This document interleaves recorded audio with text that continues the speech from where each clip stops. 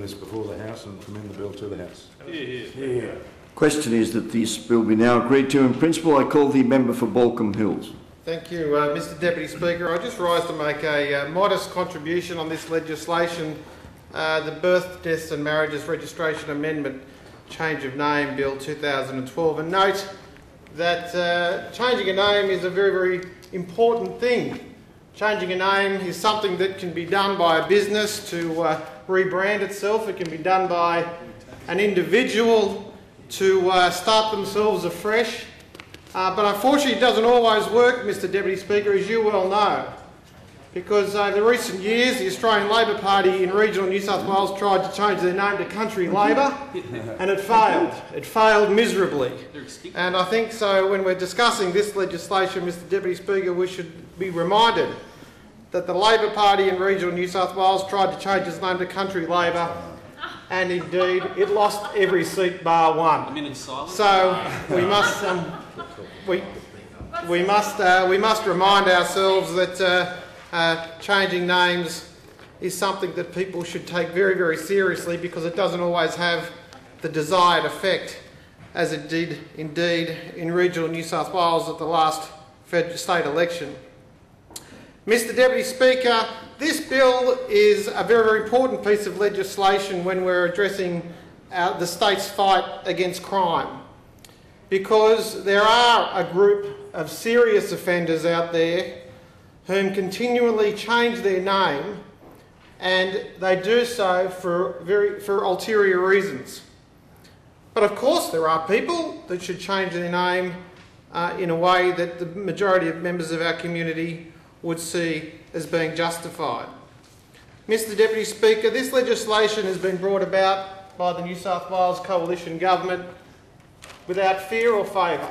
This is legislation that we believe complements nicely on our fight against crime. It complements nicely the policies that we took to the people of New South Wales to ensure that law and order is maintained in this state, and that those who breach our laws do not get away lightly. Indeed, I'm reminded, Mr Deputy Speaker, of some of the conversations I had in preparing my maiden speech, particularly with our most learned Attorney General, the Honourable Greg Smith, who said that crime in the 21st century is something that is essentially more crime in the 21st century is something that is very complicated when you consider the approach of the criminal mind in the previous century. We believe in New South Wales that we have best practice in law and order, and the best practice paper recommended in the preparation for this legislation recommended that jurisdictions consider requiring prisoners and parolees to obtain the approval of their supervisory authority prior to changing their name. This bill implements this recommendation, and I'm reliably informed by the Attorney General's Department that New South Wales in this capacity is leading the way in implementing the best practice paper recommendations. Mr Deputy Speaker, when looking at this legislation, the first thing that came to my mind was the role of an unmarried woman who may find herself in the situation that she gets married after she's committed a criminal offence, and how does she indeed respond to this legislation? But of course the Attorney General has thought about that in preparing for this legislation, and we do have, like all aspects of the law under coalition governments, an approach to reasonable doubt, a reasonable approach to the implementation of our laws through the judicial system. The Attorney General's a wise man. He is indeed, as the member for Lane Cove and Minister for Fair Trading quite rightly identifies, a wise man. Mr Deputy Speaker, inmates and parolees are strictly monitored by corrective services in New South Wales. Indeed, they know full well where the member Maroubra is right now. However, at present, they do not require any approval from corrective services prior to applying to the registrar in order to change their names. And when one considers the potential implication of that, in the current environment where indeed identity theft is becoming much more prominent, that is a concerning issue. And I refer to the comments made by the member for Wallandilly in his speech prior to the House previously, where he said it really does have an effect on the confidence that communities around New South Wales have in the implementation of our laws. So this, of course, is an unsatisfactory situation. I hasten to add, Mr Deputy Speaker, that I understand the former government understood this to be, or considered this to be, unsatisfactory, but unfortunately they didn't get time between leadership changes to change the legislation.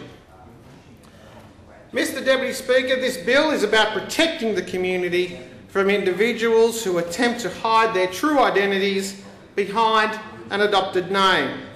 There has been considerable community concern regarding such individuals, and this bill is an appropriate response which will address this issue.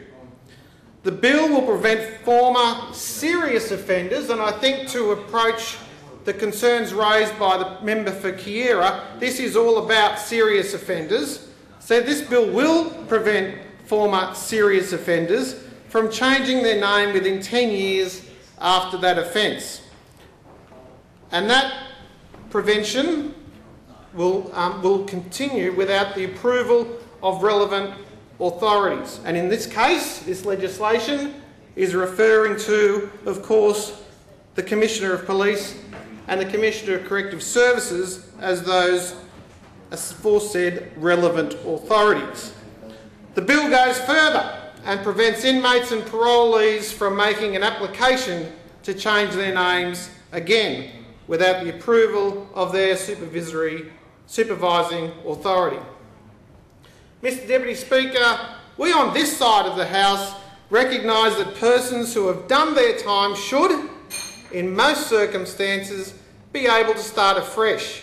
And indeed, as I mentioned in my opening remarks, Mr Deputy Speaker, the mere motive of changing one's name is an indication that somebody wants to start afresh.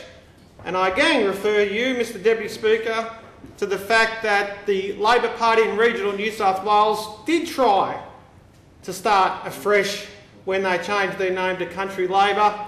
Unfortunately, the word Australian shouldn't have necessarily been replaced with country. The word Labor should have been replaced with something more appropriate. Mr Deputy Speaker, we believe, as I said, that we should be able to start afresh and reintegrate with the community. Under this bill, such genuine attempts at rehabilitation will not be prevented because, like all aspects of common law, like most Western democratic approaches to law, there is always going to be an appeal authority. However, it is only appropriate that certain individuals be prevented from making these changes without their status as a former serious offender being considered. Mr Deputy Speaker, I mentioned before the importance of government to approach and protect people against identity theft. And indeed, identity theft is one of the rising crimes in our society. So if I can just conclude on that remark, one of the wonderful circumstances that will result from this legislation is that we will have people at high risk of continuing serious offences will now be restricted from changing their name, and that, I think, will also reduce the risk of those people from being involved in identity theft. So with those comments, Mr Acting Speaker, I commend the legislation to the House. The question is that this bill be now agreed to in principle. I call the government whip. I move that this debate now be adjourned. The question is that this debate be now adjourned. All of that opinion say aye. Aye. To the contrary, no. I think the ayes have it. The ayes have it. Mr Speaker, I ask